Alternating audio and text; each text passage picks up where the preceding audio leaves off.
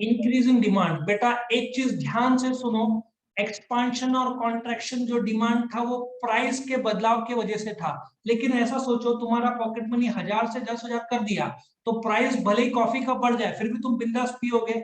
So increase और decrease in demand जो आने वाला है, जिसमें से ये पहला पार्ट है, इंक्रीज इन डिमांड तब होता है जब प्राइस छोड़कर दूसरे वेरिएबल्स अच्छा हो जाता है तुम्हारे लिए। जैसे कि तुम्हारा इनकम बढ़ गया तो तुम्हारा डिमांड बढ़ गया, भले प्राइस वही है, प्राइस में कोई बदलाव नहीं आया है, प्राइस छोड़कर दूसरे वेरिएबल्स में तुमको कुछ तो बदलाव आया है, टेक्निकल भाषा में उसको इंक्रीज इन डिमांड बोलते हैं।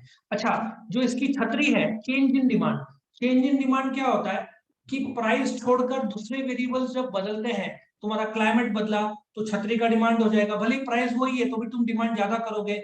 ठीक है, तो बारिश का सीजन चला गया, प्राइस वही है बट छतरी का डिमांड कम हो जाएगा, डिक्रीज हो जाएगा। सो चेंज इन डिमांड में दो पार्ट है बेटा, एक होता है इंक्रीज, एक होता है डिक्रीज। तो इंक्रीज इन डिमांड क्या होता है, क्वांटिटी का बढ़ना, प्राइस छोड़कर दूसरे वेरिएबल्स सपोर्ट करना। ठीक है ना, वो दूसरे वेरिएबल्स कैसे, तुम्हारा इनकम बढ़ गया, ठीक है ना, या सडनली सीजन, मार्केट सीजन आ गया, जैसे दिवाली आएगा, फटाके के दाम वही है, मार्केट में अभी भी मिलते हैं, दुकानें हैं नासिक में, लेकिन तुम वही दाम दिवाली में ज्यादा खरीदोगे क्योंकि दिवाली में खरीदोगे, करेक्ट। सो प्राइस छोड़कर, याद रखो प्राइस में बदलाव हुआ तो एक्सपांशन कॉन्ट्रैक्शन, प्राइस छोड़कर दूसरे वेरिएबल। अब तुम लोग बोलोगे कौन से वेरिएबल्स, हमने डिटर्मिनेंट्स ऑफ डिमांड याद है मैकडॉनल्ड स्टोरी के 12 पॉइंट्स किए थे, उस 12 पॉइंट्स में से पहला पॉइंट था प्राइस, वो प्राइस को छोड़ दो, बाकी के 2 3 4 5 6 7 8 9 10 11 12, ठीक है, ये 11 पॉइंट्स में कुछ भी बदलाव हुआ, पॉजिटिव या तो नेगेटिव, पॉजिटिव अच्छे के लिए हुआ तो तुम्हारा डिमांड बढ़ जाएगा, और जैसे एडवर्टीजमेंट देख के प्राइस वही है पर तुमने ज्यादा खरीदा, decrease in demand, climate change हो गया, ठंडी से गर्मी आ गया, तो तुम बोलते ना स्वेटर नहीं, स्वेटर जो खरीदने वाले थे अब नहीं खरीदोगे, या प्राइस वही है लेकिन सेल कम हो जाएगा उसका। So let us come to the first part, increase in demand. अभी हम इंक्रीज इन डिमांड का ड्रॉ करने वाले हैं graph. So number 1, increase in demand is the rise in demand caused by factors other than the price, price छोड़कर दूसरे variables positively असर कर रहे हैं। बेस्ट एग्जांपल लो, तुम्हारा इनकम बढ़ गया, वस्तु का दाम वही है बट तुम डिमांड ज्यादा करोगे, तुम महीने में 3 पिक्चर देखते थे, अभी तो कोविड में बंद है तो कॉफी ले लो, तुम 3 कॉफी पीते थे सीसीडी में, अभी तुम 5 कॉफी पियोगे क्योंकि तुम्हारा इनकम बढ़ गया है।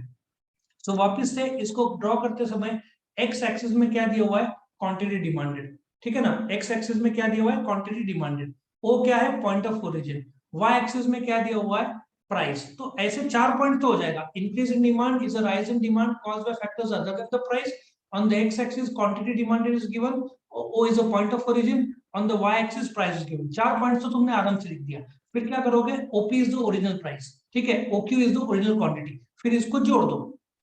अब इंक्रीज इन डिमांड में क्या होता है, प्राइस वही रहता है बट क्वांटिटी बढ़ जाता है, जैसे कि कॉफी, सपोजली सीसीडी में 100 रुपए की कॉफी है, दाम वही है, तुम महीने में 3 बार पीते थे, लेकिन अब तुम्हारा इनकम बढ़ गया, पगार बढ़ गया, पॉकेट मनी बढ़ गया, तो प्राइस सीसीडी का वही कॉफी है, ये ओरिजिनल डिमांड का। तुम 100 ऐसा सोचो, यहाँ पे मैं लिख दू, माउस से लिख रहा हूँ 100, mouse by the way xerox की कंपनी है, उसने इन्वेंट किया था और एप्पल ने उसका, उन्होंने फ्री में दे दिया था। तो देखा जाए तो माउस का इन्वेंटर जेरोक्स नाम की कंपनी है अमेरिका की, जो अपन जेरोक्स करते हैं ना फोटो कॉपी को। सो 100 रुपए का प्राइस है, तुम 3 कॉफी पीते हो, अब क्या होता है, तुम्हारा प्राइस वही है बट इनकम बढ़ गया, तो तुम क्या करोगे, अपना क्वांटिटी डिमांड बढ़ा दोगे, बिकॉज तुमको अफोर्ड होना शुरू हो गया है, प्राइस बदला नहीं है बट क्वांटिटी बढ़ गया।